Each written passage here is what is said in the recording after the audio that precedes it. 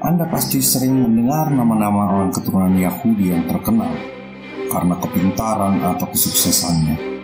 Mulai dari tokoh-tokoh spiritual yang diangkat menjadi nabi, sampai ratusan tokoh-tokoh terkenal di bidang filsafat, sains, kedokteran, sastra, ekonomi, dan lain-lain. Mengapa hal ini bisa terjadi? Ada yang bilang karena kebiasaan-kebiasaan keluarga Yahudi seperti pola makan, kebiasaan mendengarkan musik,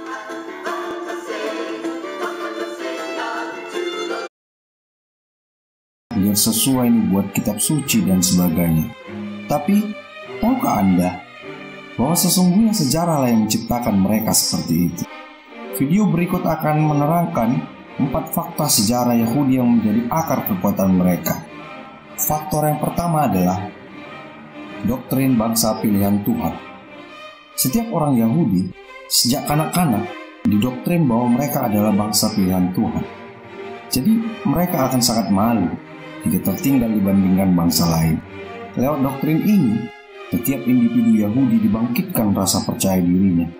Doktrin ini juga terus-menerus hidup dan diucapkan setiap hari dalam doa-doa di sinagoge-sinagoge atau tempat peribadatan Yahudi di seluruh dunia, hingga menjadi keyakinan bahwa mereka adalah bangsa pilihan yang harus lebih maju dan juga lebih unggul, tidak boleh kalah dari bangsa manapun.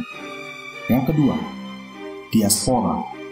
Tidak ada bangsa yang begitu lama berdiaspora seperti Yahudi.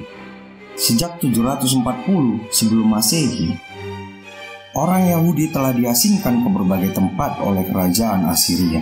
Berturut-turut setelah itu, daerah mereka diduduki oleh kerajaan Babilonia, Yunani hingga Romawi. Diasingkan dan diusir dari tanahnya, tapi malah tambah maju. Kok bisa? Bangsa Yahudi selalu dapat beradaptasi dan belajar dari setiap peradaban yang ditempati atau dilalui. Sejarawan Yahudi Max Isaac Dimon menyebut bangsa Yahudi adalah bangsa yang manakala sebuah peradaban berupa filsafat seperti Yunani, maka orang Yahudi menjadi filsuf-filsuf. Manakala peradaban berupa pujangga dan matematikawan seperti halnya peradaban Arab di masa jayanya, maka orang Yahudi menjadi pujangga dan matematikawan. Manakala sebuah peradaban berupa saintifik dan abstrak seperti halnya peradaban Barat, maka orang Yahudi menjadi ilmuwan dan teoretikus-teoretikus. Ada skema yang sangat menarik yang dibuat oleh bangsa Yahudi dalam diaspora ini. Bangsa Yahudi yang berdiaspora tersebut mengumpulkan seluruh ide-ide, ilmu-ilmu pengetahuan yang mereka dapatkan dari tiap-tiap peradaban dan dari tiap-tiap negara yang mereka diami.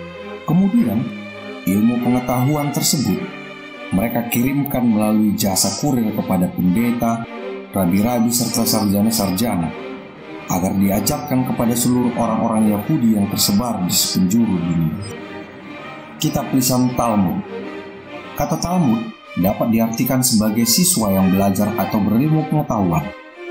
Talmud adalah catatan tentang diskusi para rabi-rabi yang berkaitan dengan hukum Yahudi, etika, kebiasaan, dan sejarah.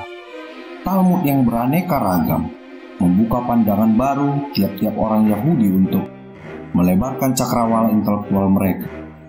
Talmud inilah yang menjadikan orang Yahudi tertarik kepada hal-hal yang bersifat ilmiah, intelektual, dan teoritis.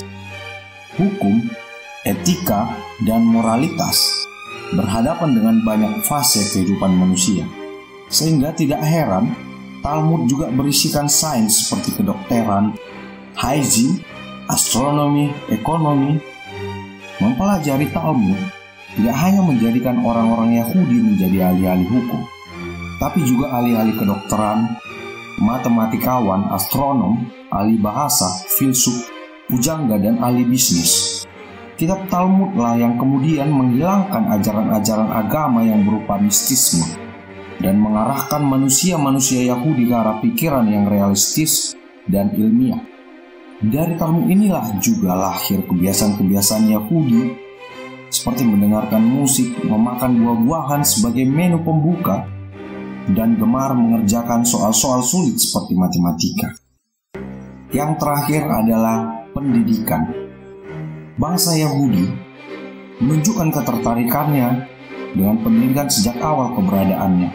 Hal ini ditandai dengan penamaan tempat ibadah bangsa Yahudi sendiri, yaitu sinagoge, yang dalam bahasa Yunani bermakna belajar bersama, yang diambil dari kata sin dan agoge.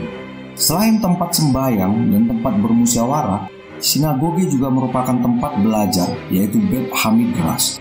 Dari Bet Hamidrash inilah terbentuk akademi-akademi pendidikan Yahudi yang lahir sekitar tahun 35 sebelum Masehi. Jauh lebih dahulu dibandingkan Barat yang baru di abad 4 Masehi. Puncak kemasan pendidikan Yahudi dirasakan antara abad ke-4 dan abad ke-12 Masehi. 3 akademi pendidikan Yahudi, yaitu Akademi Surah, Akademi Pumpadita, dan Nehardea, menjadi akademi terbaik pada masanya, setara dengan institusi-institusi pendidikan Barat zaman ini seperti Ivy League, Harvard, Sorbonne, LSE, Cornell, dan lain-lain.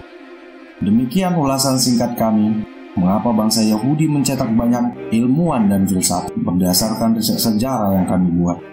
Semoga bermanfaat. Tonton dan dukung terus channel ini dan jangan lupa like, comment, and subscribe.